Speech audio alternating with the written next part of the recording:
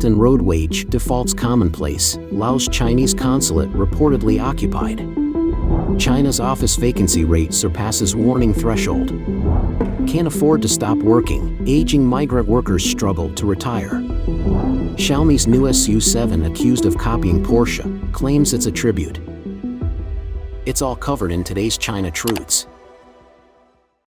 Belt and Road wage defaults Commonplace, Laos Chinese Consulate reportedly occupied.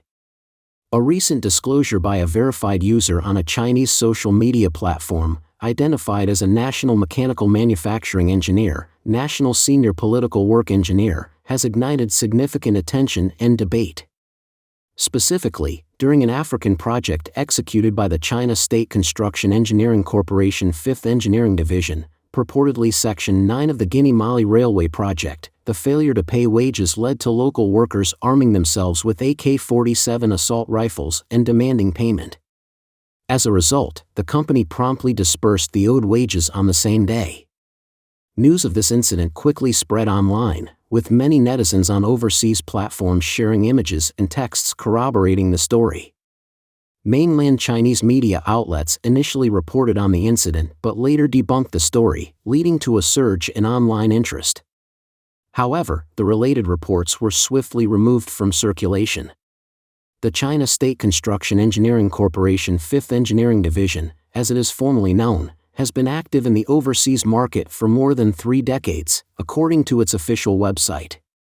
The division has completed market deployments in 30 countries, establishing a presence in 13 countries and implementing projects in 21 countries. Notable projects include the Pakistan PKM Highway, which is part of the China-Pakistan Economic Corridor. Recently, Epoch Times interviewed Li Jiang, an engineer involved in China's Belt and Road Initiative, particularly the construction of the China-Laos Railway. Li Jiang revealed that workers involved in the China-Laos Railway project often face delayed wage payments, sometimes waiting for several months. He also mentioned that workers in other BRI projects are still owed wages. The China-Laos Railway project has been subcontracted multiple times, and the migrant workers employed by lower-tier subcontractors face significant risks and hardships. These workers, primarily from mainland China, often experience wage arrears. During the construction of the China-Laos Railway, migrant workers protested against the wage arrears, occupying company project departments and even the Chinese consulate in Luang Prabang, Laos. The central government, infuriated by the situation, blamed the leaders of the involved state-owned enterprises for not resolving the issue. The wage arrears problem was eventually settled through compromises on both sides. Li Jiang also expressed dissatisfaction with the Chinese government, stating that during the pandemic, workers were not paid during collective training periods and had to rely on their savings to survive. He described the government as very bad and too evil for not providing any subsidies.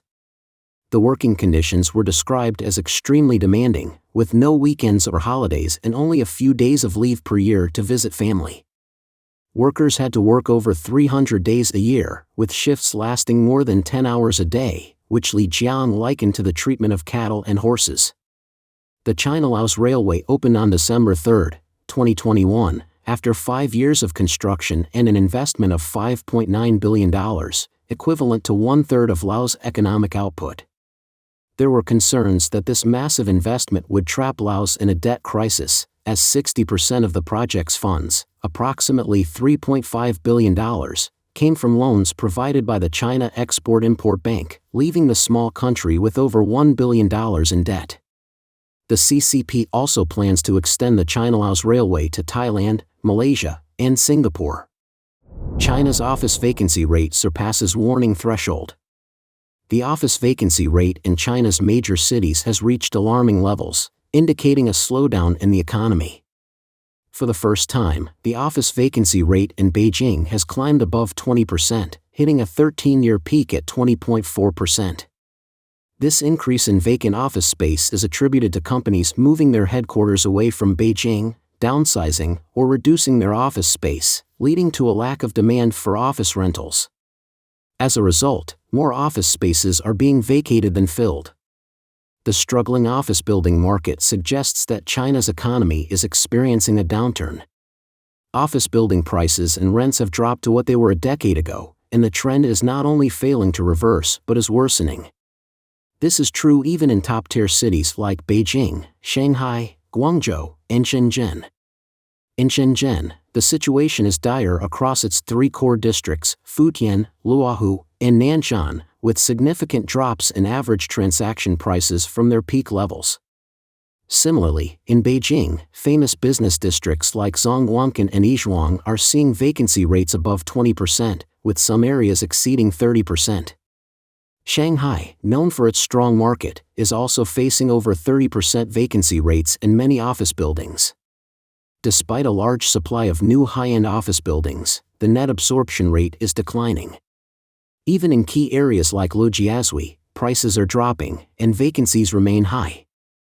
Secondary areas in Shanghai are also struggling, with no area reporting a vacancy rate below 30%. The North Bund, for example, has a 33.3% vacancy rate for Grade A offices. The problem is pervasive, with data from 13 cities showing distressing vacancy rates for Grade A office buildings in 2023. A vacancy rate above 20% is considered critical in the industry. The situation is most severe in Qingdao, where the vacancy rate has hit an astonishing 48%, indicating that nearly half of the city's high-end office spaces are empty. Other cities like Zhengzhou, Tianjin, Wuhan, Nanjing, and Chengdu have rates around 30%, following a trend of overbuilding high-end office spaces. Even in Tier 1 cities, this issue is significant, and it's even more pronounced in the second-tier cities where office building prices are dropping sharply. Despite these trends, construction of new office buildings continues aggressively across cities of all tiers. For instance, in Shenzhen, the supply of new office buildings added a significant amount of space, which is deemed excessive. The upcoming supply for 2024 is projected to be even higher. Can't afford to stop working, aging migrant workers struggle to retire. According to the Associated Press, for decades, migrant workers have left rural areas to find work in cities, laboring in sweatshops to build apartments they could never afford, contributing significantly to China's shift toward a powerful economy. As they age, the first generation of migrant workers find it increasingly difficult to find jobs amidst economic slowdowns. However, many live in financial straits, with meager or virtually non-existent pensions, forcing them to continue working. 53-year-old Guan Junling, transliterated, is too old to be employed by factories. But for migrant workers like her, retirement is not an option. Guan said, "People in the countryside do not have retirement or pensions. You can only rely on yourself and work hard. When can you stop working? Really only when you have to lie in bed, unable to do anything." China has three types of pension systems: civil servants, corporate employees, and urban-rural residents, covering farmers. Among them, civil servants receive the highest, corporate employees the next, and urban-rural residents the lowest. The Chinese Communist Party's pension system lacks support for the rapidly aging population of migrant workers. Although China's first generation of migrant workers has now reached retirement age, many of them are still engaged in high-intensity labor because their rural hukou, household registration, prevents them from enjoying the better retirement benefits of the urban salaried class. This results in their social security funds being insufficient, averaging between 100 yuan, less than $14 per month, and 200 yuan, about $28. First-generation migrant workers born in the 1970s or earlier. By 2022, about 85 million people were over 50, representing 29% of all migrant workers, up from 15% a decade earlier. Due to limited or non-existent pensions and health insurance, they need to continue working. Guan Junling now works cleaning rooms and needs to work long hours to save a little money for emergencies. If she needs to go to a hospital in Beijing, she has to pay out of pocket. Chinese rural sociologist Qiu Fengxian presented her research in a lecture last year, revealing that in a survey of 2,500 first-generation migrant workers conducted between 2018 and 2022, about 75% said they would continue to work after the age of 60. Aging workers are being hit by a combination of age, educational levels, and economic slowdown. The real estate market slump has dried up construction job opportunities, while factory work has been depleted by automation and the economic slowdown. Age discrimination is common, so jobs tend to flow to younger people. In the face of these harsh realities, the future for China's aging migrant workers remains uncertain. Policy experts and social activists are calling for comprehensive pension reform and better integration of rural migrants into the urban social security system, to ensure that these workers who have been pivotal to China's economic rise are not left destitute in their old age. However, tangible change is slow, and for workers like Guan Junling, the struggle to survive doesn't pause for policy debates. Xiaomi's new SU7, accused of copying Porsche, claims it's a tribute. China has a reputation for imitating products ranging from shoes and phones to cars and even architecture. Xiaomi, a Chinese phone manufacturer, recently entered the electric vehicle market with their SU7 model. This car bears a striking resemblance to the Porsche Taycan, from its looks to the car key design and even the battery replacement method. Xiaomi defends itself against the criticisms by saying they're paying tribute to Porsche, which has led to some playful comments online about whether this is a show of patriotism. The launch of the Xiaomi SU7 has been called out as a tribute to Porsche. An internet critic known as Laos talks about ancient times published an article titled "After Baoshitai, We Have Bashimi" on a social media platform. The article recalls a time when electric cars weren't as popular and describes the shock of the Porsche president upon seeing a Zodi car booth, which had striking similarities to Porsche. Zodi was nicknamed Bashitai by netizens, and now, Xiaomi's new electric car, the SU7, is being referred to as Bossme. Xiaomi's CEO Lei Jun, who has a nickname similar to Bossme, has long been influenced by Apple's Steve Jobs and aimed to create a Chinese Apple.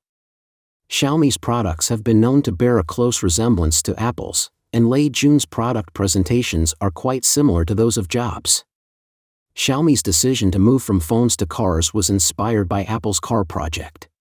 Despite Apple halting its car project due to challenges and other car manufacturers like Mercedes-Benz and Porsche stopping development on current electric vehicle models, Xiaomi went ahead with the SU7, aiming to compete with Tesla's technology. The difference in technology between Xiaomi and Tesla might be hard to pin down for most, but the design similarities between the Xiaomi SU7 and Porsche are quite obvious.